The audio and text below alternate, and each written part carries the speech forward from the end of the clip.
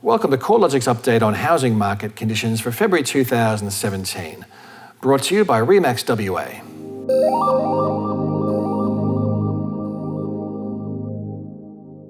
We're already well into the second month of the new year, and CoreLogic figures show that housing market trends have continued on from the strong finish in 2016, posting a 0.7% rise in capital city dwelling values over the first month of the year.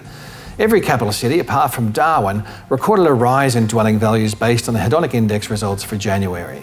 Additionally, the results over the rolling quarter showed every capital city, including Perth and Darwin, recorded some upwards movement in values. The January results take the rolling annual change in capital city dwelling values to 10.7%, which is substantially stronger results compared with a year ago when capital city dwelling values increased by 7.4%. The higher capital growth rate is largely the result of stronger capital gain conditions over the second half of 2016, which coincided with 225 basis point cuts to the cash rate, as well as a consistent rise in investment activity. Sydney and Melbourne continue to stand out as the strongest housing markets, at least in annual trend terms. Sydney dwelling values were up 16% over the past 12 months, which was the city's highest rate of annual growth since the year ending September 2015. The only cities to record a decline over the year were Perth and Darwin. However, the rate of annual decline has decelerated over recent months, suggesting the worst of market conditions may now be behind these cities. Hobart also stands out, with housing market conditions showing rapid acceleration over the past 7 months. The annual pace of capital gains was tracking at 7.8% over the past 12 months, ending January, with homes selling at an average of 35 days compared with 47 days at the same time last year. The sheer affordability of Hobart housing, as well as the lifestyle appeal and relatively strong rental markets, are likely to be some of the key drivers of housing demand across the southernmost capital city. Importantly, late December and the first half of January will typically show a large amount of seasonality in the housing market, with transaction numbers fading away during the festive period. The February hedonic index results should give a firmer indication about how the housing market is tracking in 2017.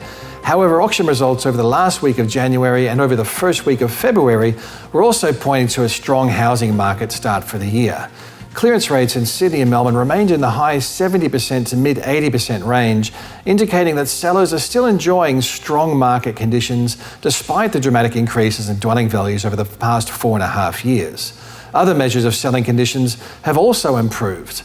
The average rate of vendor discounting eased over the final 6 months of 2017, indicating that sellers were becoming less flexible in their pricing expectations and that buyers had lost some negotiation power. Canberra, Sydney and Hobart were all showing average vendor discounting rates that were less than 5% in December. Similarly, the average selling time was trending lower across the combined capital cities as low stock levels created some urgency across the housing market. Melbourne was the only city where dwellings were selling in less than 30 days. However, Sydney, Hobart and Canberra were also seeing homes selling in less than 40 days over the final month of last year. Perth dwelling values rose by 0.2% in January, and over the 3 months to the end of January, they were up by 2.1%. However, values are still lower over the past 12 months, down by 3.2%.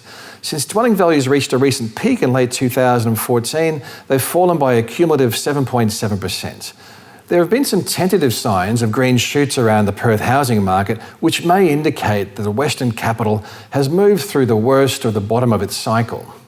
Apart from the monthly and quarterly rise in dwelling values, transaction numbers have stabilised over the second half of 2016, and the average selling time across Perth has trended lower. Despite some signs of a subtle improvement in market conditions and the recent surge in commodity prices, any recovery in Perth housing sector is likely to be a slow process, considering the ongoing decline in interstate migration and the soft economic conditions across Western Australia. Over the coming year, it's anticipated that capital city dwelling values will continue to rise. Although it's expected the rate of value growth will probably slow.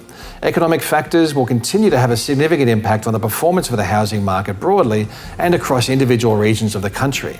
Housing supply is likely to remain as one of the key issues in 2017, with particular focus on the high-rise unit sector. While dwelling approvals and commencements have moved through their peaks, quarterly completions remain at close to historic high levels, while the number of new dwellings under construction also remains at historically high levels. There are still many developments, especially in the high-rise unit sector under construction, which implies settlement risk will worsen through the rest of the year. There's already divergence between the performance of houses and units in terms of value growth across some of the major capital cities. Throughout 2017, as the unprecedented amount of high-rise units under construction approached settlement, it's anticipated that the divergence of capital gains between houses and units will widen further. Additionally, affordability constraints, particularly in Sydney and Melbourne, are likely to become more pressing, particularly if dwelling values continue to rise at a substantially faster pace than household incomes. The ongoing growth in dwelling values has made the deposit hurdle insurmountable for some sectors of the community, with transactional costs such as stamp duty adding a further hurdle for market participation. First home buyer participation in the housing market is tracking close to record lows, a trend which is intrinsically linked with housing affordability. While first home buyers are comprising an increasingly smaller portion of the market, investors have consistently stepped up their participation in the housing market over the second half of 2016. If the trend continues, we may see additional regulatory changes that could dampen investment demand.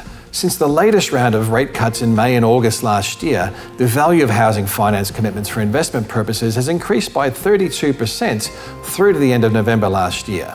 Investors now comprise 48% of new mortgage demand nationally and 57% of new mortgage demand across New South Wales. Finally, with the election of President Trump, the Brexit decision and mounting voter backlash globally, it would be understandable if consumer confidence retreated further during 2017. Lower confidence could erode the willingness of households to enter into high commitment decisions such as purchasing a dwelling. In any event, 2017 will be an exciting year for the housing market, and as always, CoreLogic will be updating you on the twists and turns of the housing market on a regular basis.